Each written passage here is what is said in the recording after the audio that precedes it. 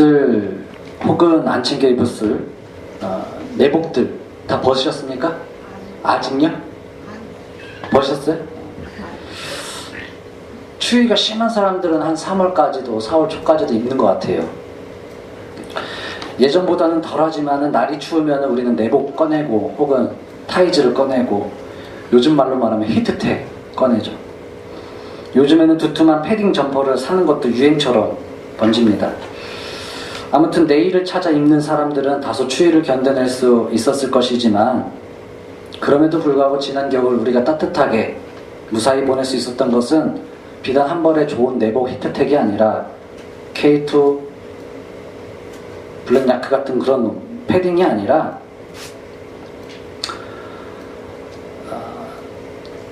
우리가 그 따뜻함을 나눌 수 있는 옆에 있는 사람들이 있었기 때문에 어쩌면 우리가 아직도 무사히 이 추위를 견디고 있는 것이라 생각을 해봅니다. 여러분들이 좋은 내복 한 벌, 따뜻한 패딩 한 벌을 샀다 하면 여러분들 자신은 추위로부터 지킬 수 있을 것입니다. 그러나 그것을 나눠 입지 못하는 순간 우리는 나 혼자만 따뜻한 세상을 보낼 수밖에 없지요. 그래서 이 봄이 오고 따뜻해진 햇살을 볼 때마다 우리가 희망을 느끼고 야 그래도 봄이 왔네 하고 웃을 수 있는 이유는 뭐냐면 지난 겨울 내내 추위에 떨었던 가난한 사람들, 헐벗은 사람들, 고아와 가부들 같은 소외된 사람들 속에도 똑같이 볕이 봄이 내려지기 때문입니다. 우리도 그 봄을 함께 나눌 수 있기를 바랍니다. 지난 겨울과 같이 외롭고 고단한 인생이 언제든 찾아오겠지만 혼자만의 짐이라고 생각한다면 그것은 또 다른 자만일 것입니다. 아무 대가 없이 취하는 유익 없이 걱정과 수고와 서로에게 스스럼 없이 줄 아는 이 교회 공동체들, 봉사자들 여러분들처럼 우리와 함께하는 그 하나님을 평생 잊지 않도록 부탁드립니다. 그간 참 애쓰셨습니다. 삶과 가정 그리고 생업의 터전에서 이 추운 겨울에도 쓰러지지 않고 넘어지지 않고 일어나려고 애썼던 여러분들의 마음에 응원합니다. 그러니 오늘은 좌우에 계신 분들, 앞뒤에 있는 분들 하나하나 눈을 마주치면서 이렇게 인사했으면 좋겠습니다. 하기는 봄이 올 때도 되었습니다. 하고 인사했으면 좋겠습니다.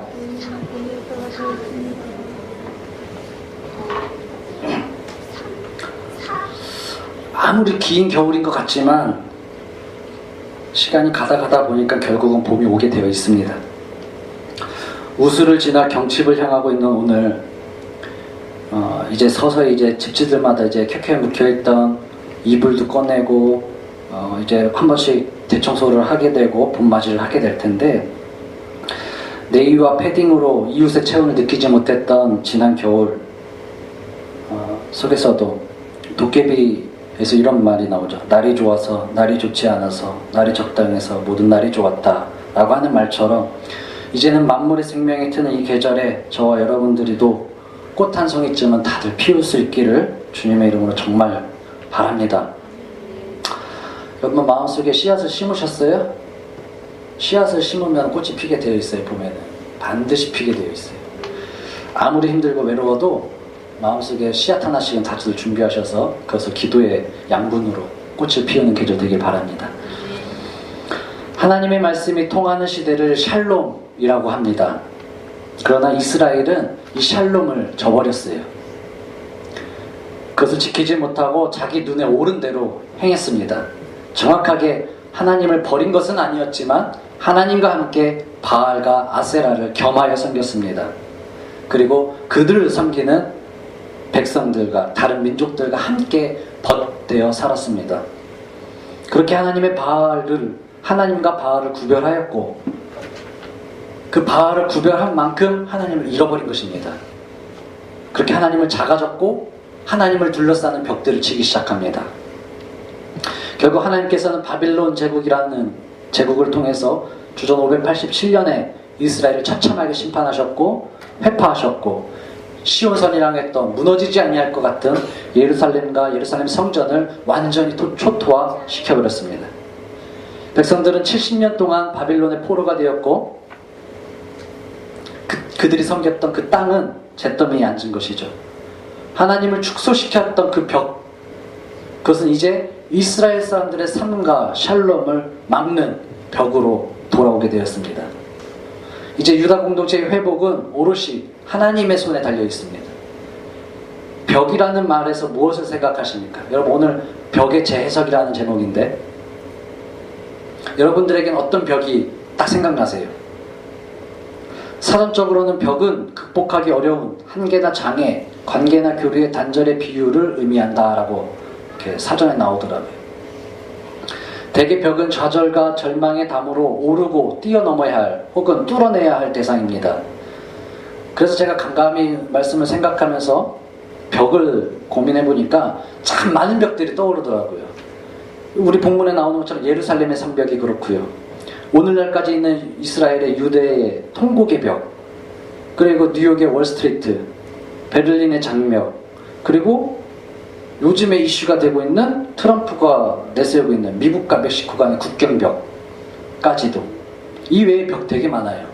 우리 38선도 벽이라고 할 수 있고, 그 벽을 사이에 두고 생각이 나뉘어지고 삶이 나뉘어지는 것은 역사를 통해 우리가 알고 있습니다. 보다 우월하다 여겨지는 사람들에 의하여서, 그런 집단들에 의하여서 힘과 권력의 높이만큼 쌓여지는 것이 벽입니다. 그런데 우리는 인류의 역사를 통해서 배운 것, 그 벽은 허물어져야 된다는 거죠.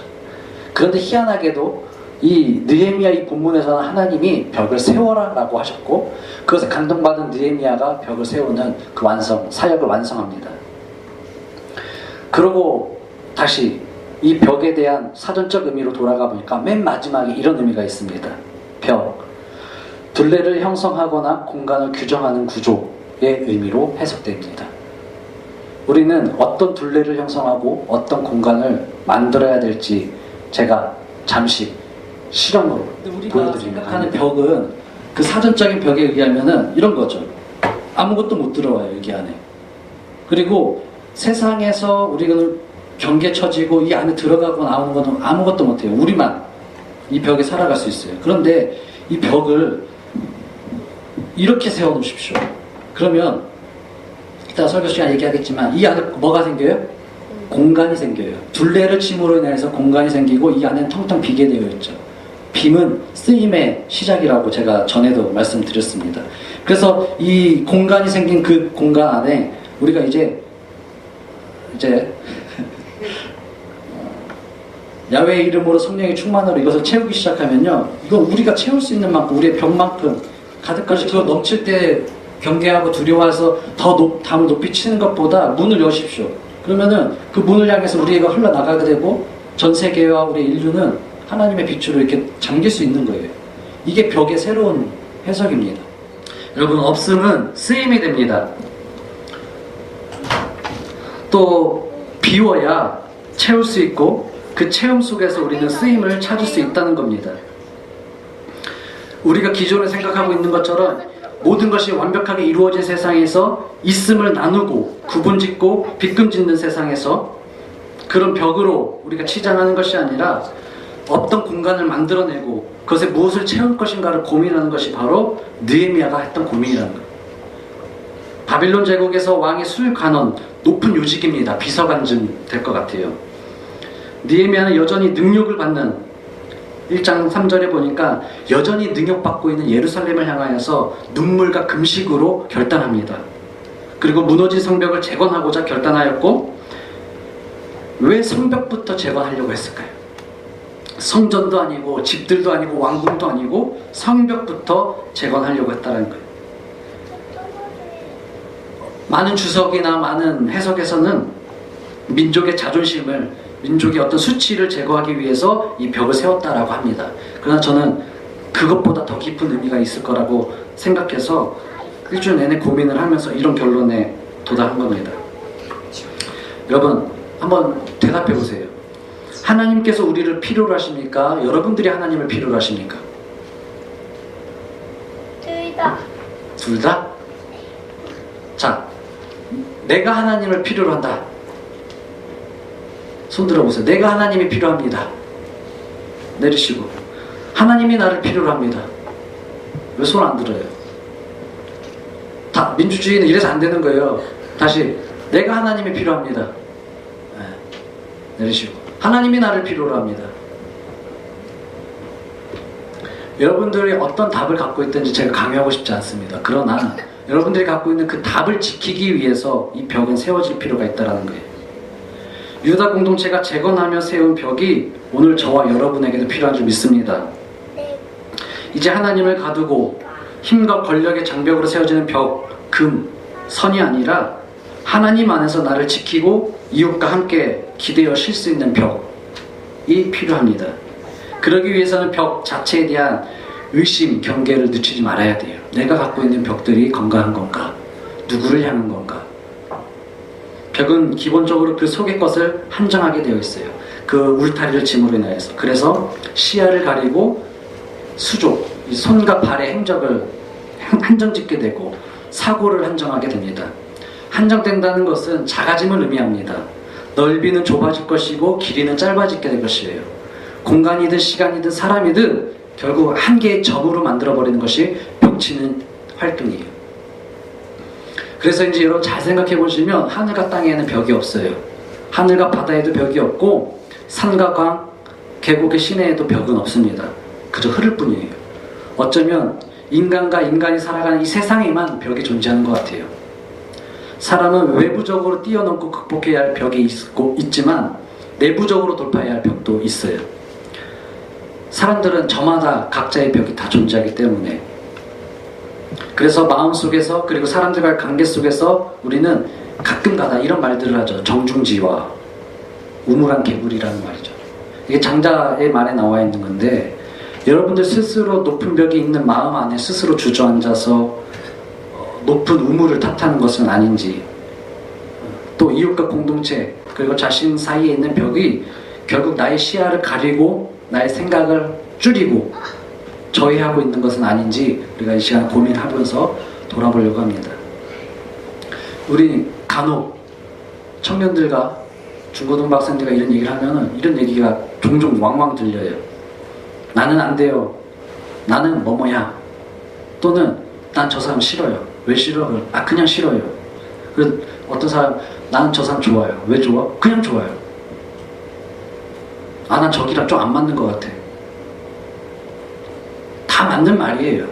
뭔가 느끼지 못한 촉 때문에 난 저 사람이 싫기도 하고 좋기도 하고, 또는 어떤 것 때문에 나를 스스로 난 이런 사람이야 라고 규정하게 되죠. 그게 다 벽입니다. 잘 생각해보면 이 벽들이 그들을 향해 있을 때 우리는 공격적인 자세가 돼요. 그러나 나를 향해 있으면 그 벽은 나를 지키는 벽이 됩니다. 이걸 잘 생각해 보셔야 돼요. 이스라엘 백성들이 기존에 하나님을 향해 벽을 쳤단 말이죠. 바알과 아세라를 등에 지고 하나님을 향해 벽을 쳤어요. 하나님, 이 정도까지만 당신의 영역입니다. 나머지는 다산과 푸교는 바알과 아세라의 영역입니다 라고 고백했던 거거든요. 그렇게 하나님을 향하여 공격적이었던 이스라엘 백성들이 이제는 자신을 향하여서, 자신들을 위하여서 벽의 방향성을 바꾼다라는 거죠. 내가 하나님을 필요로 하는 것이 맞다라고 저는 봅니다.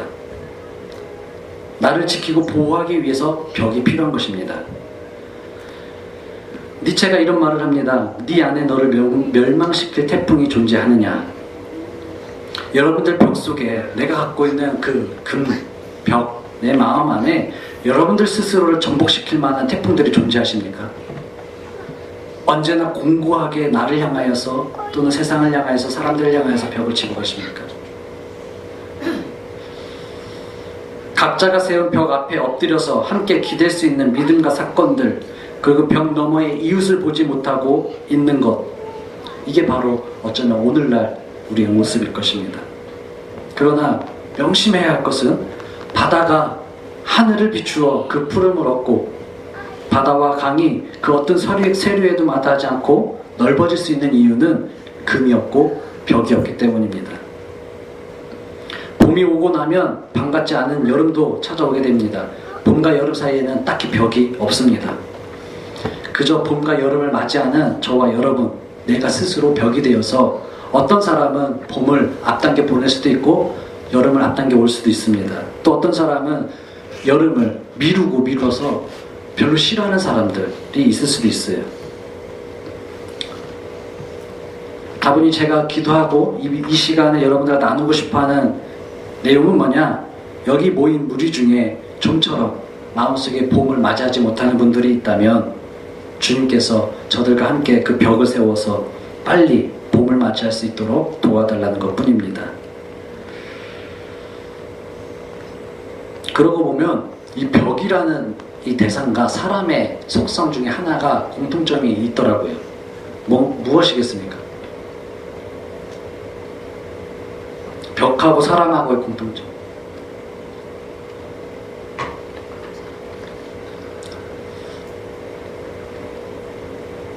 우리 모두는 땅을 버타고 살고 있습니다. 그리고 하늘을 향하여 솟아오르고 있습니다. 그게 벽하고 저와의 동일한 점이에요. 그러니까 우리는 얼마든지 벽하고 친구가 될 수 있다는 겁니다. 오두막이라는 책에서 공동체를 이루어가는 삶의 기록들을 쭉 써놨는데, 그 오두막 공동체가 합천이라는 지역으로 이주하면서 새로운 집과 성전을 짓는 것이 내용을 보았습니다.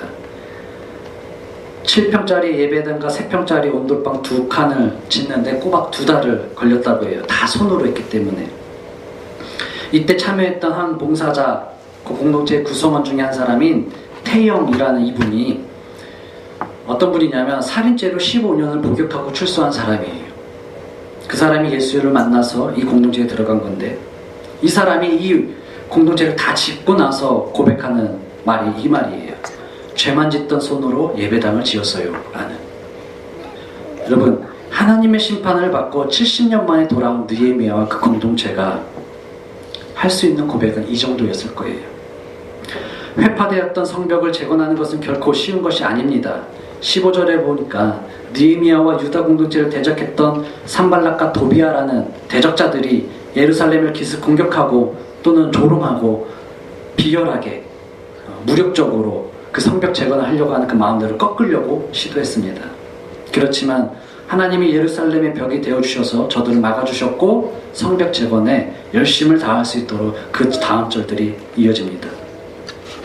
무너지고 회파된 벽, 나를 지키기 위한 그 벽에 중수하는 손은 바로 우리가 죄만 지었던 우리들의 손, 생각, 마음들로 그런 사람들이 모인 이 교회가 해내야 될 사역입니다.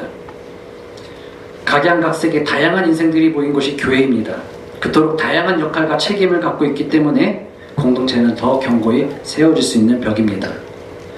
서로의 대안이 되어서 공동체가 되어가는 것은 개인들이 기댈 수 있는 벽을 만드는 것과 같습니다. 미국 대통령의 트럼프가 미국과 멕시코의 국경벽을 세우자라고 강행하는 것은 이 이치와는 전혀 다른 문제죠. 여러분, 그런 벽에서부터 편견을 버리셔야 돼요. 특정 국가와 민족, 그룹과 어떤 가족, 어떤 성도들, 어떤 교인들만 지키기 위한 벽은 결코 용납될 수 없습니다. 개인과 공동체, 가족과 시민들이 기대어 쉴 수 있고 의지하고 든든할 수 있는 그런 벽을 세워야 합니다. 그러나 쉽지 않아요. 서두르지 않고 포기하지 않는다면 능히 할 수 있겠지만 결코 쉽지 않아요. 벽과 빗금을 치면서 우리는 선과 악, 옳음과 그름, 정의와 불의를 대변하려 하고 나누려고 합니다. 그러나 그 어떠한 경우에도 정의의 이름으로 분열을 정당히 할 수는 없습니다. 만일 선과 악, 옳음과 그름, 정의와 불의로 벽을 세울 수만 있다면 그 벽 안에 누가 살 수 있겠냐는 거예요. 우리가 하나님의 이름으로만 선과 악을 나눠서 정의와 불의를 나눠서 이 교회의 벽을 세우기 시작한다면 이 교회 안에 남을 자 아무도 없습니다. 우리는 때로 정의를 못하고 때로는 불의를 겸하여 살기도 합니다. 그것이 인생입니다. 그러니 여러분들의 마음 벽 안에 꽃이 필 수 있겠습니까? 우리 공동체 안에 남는 자, 예루살렘 성벽 안에 누가 거할 수 있겠느냐라는 것이죠. 느헤미야와 사람들은 긴급 상황에 대비해서 만반의 준비를 하였고 성벽 재건에 참여한 백성들의 가족들을 뒤에서 돌보는 업무들도 다 분담했습니다. 17절에 성을 건축하는 자들, 그리고 건축자들에 사용되는 돌을 나르는 자들까지, 짐을 나르는 자들까지도 성벽에 나갈 때는 한 손에는 병기를 잡고 한 손에는 일할 도구들을 잡고 그렇게 왔다 갔다 했다라는 거예요. 그리고 23절에 보니까 성벽 재건에 동참했던 공동체 모두는 옷을 빨려고 할 때까지는 절대 옷을 벗지 않고 계속해서 일과 방어에 힘썼다라는 거죠. 23절에 이 물을 의미하는 한마임이라는 이 단어를 헤미누라고 바꿔서 수정하여서 해석하는 부분들도 있는데, 그러면 이렇게 돼요. 그 헤미누라는 말은 물을 떠갈 때가 아니라 그의 오른손이라는 뜻이 됩니다. 그러니까 다시 말하면 공동체 각각의 오른손에는 늘 언제나 어김없이 무기가 있었다라는 거예요. 무엇을 하든지 어디를 가든지 항상 오른손에 적의 공격으로부터 방어할 수 있는 이 오른손의 무기, 그러면서 성벽 재건에 열심을 다했다는 거죠.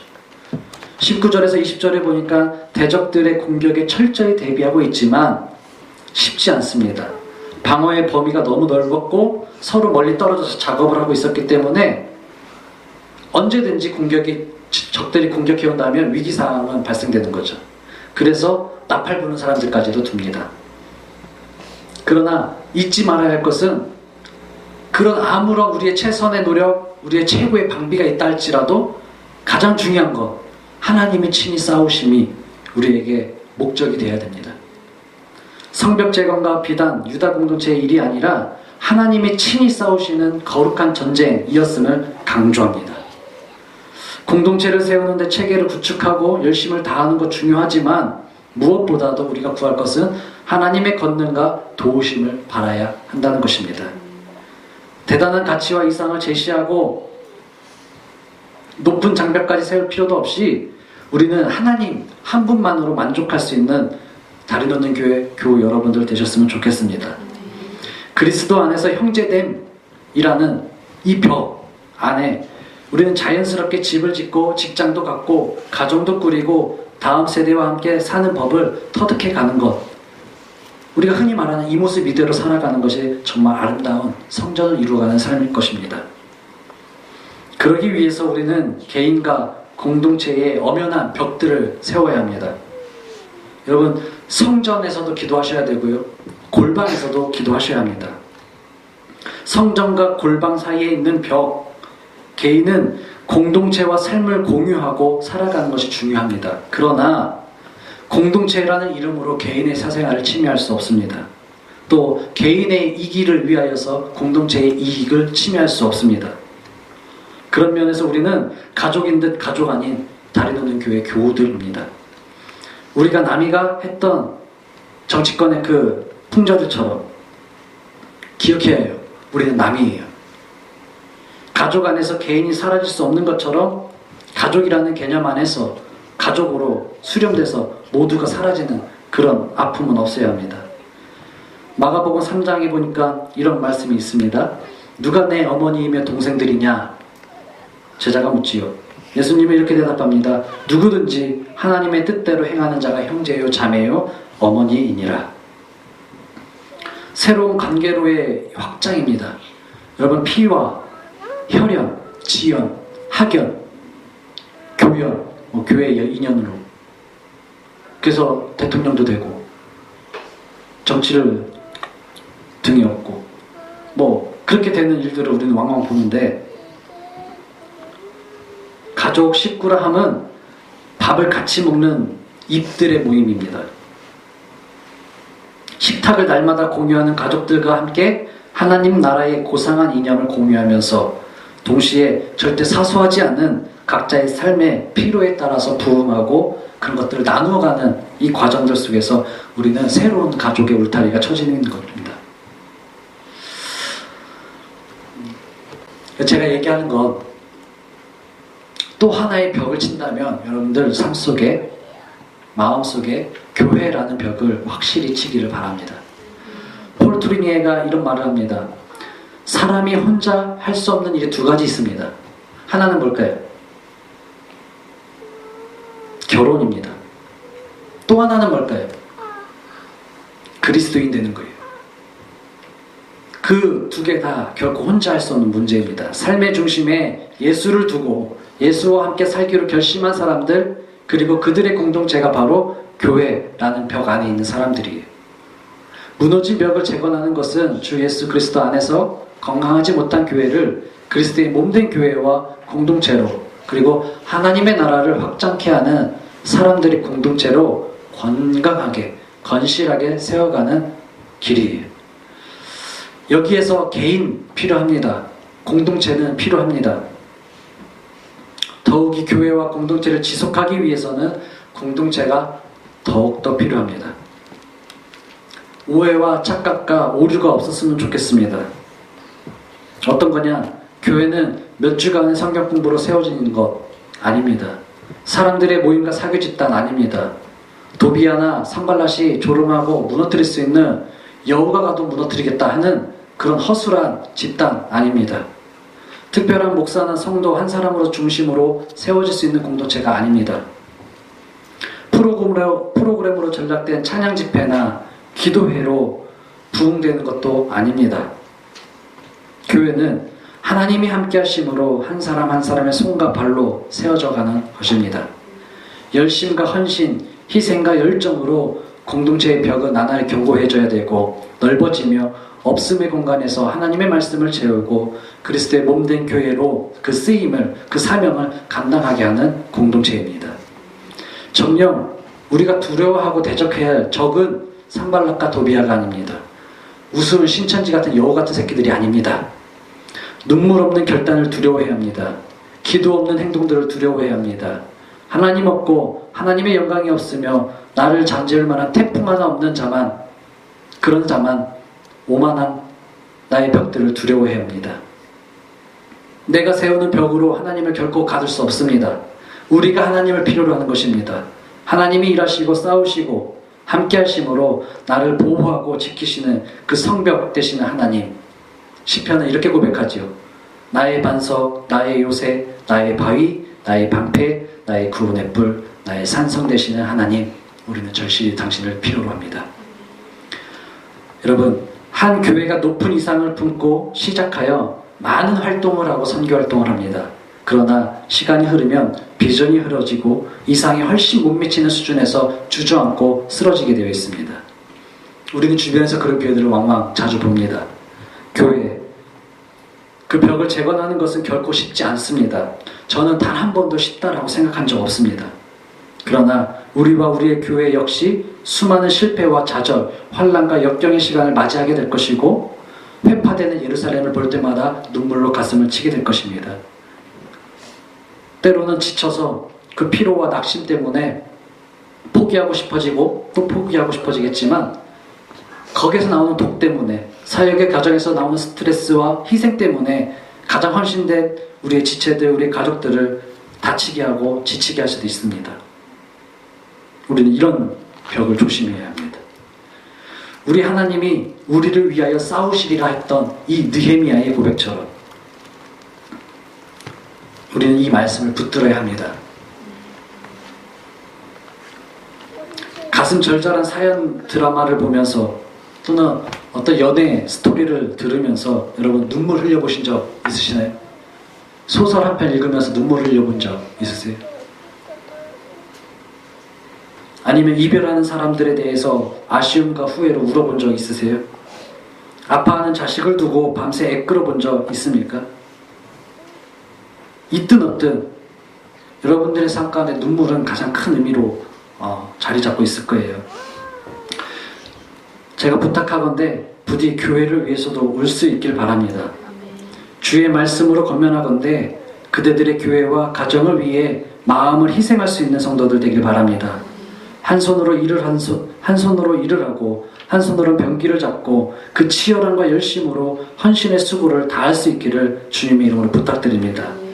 느헤미야의 뜨거운 눈물로 회복된 이 샬롬의 성 안에서 성전이 회복되어지고 예배가 회복되어져서 훗날 에스겔의 성전에서부터 흐르는 그 물의 환상처럼 강물이 흐르기 시작하고 모든 생물이 살아나고 바닷물이 살고 많은 물고기가 살기는 생각합니다.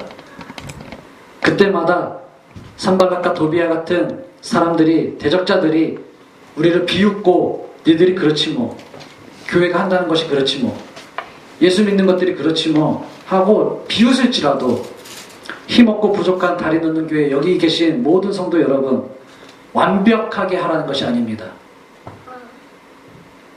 우리가 할 수 있는 것은 우리가 필요로 하는 그 완벽하신 그 하나님 앞에 서 보자라는 거죠. 여러분들이 쥐고 있는 5가지의 물맷돌이 있습니다.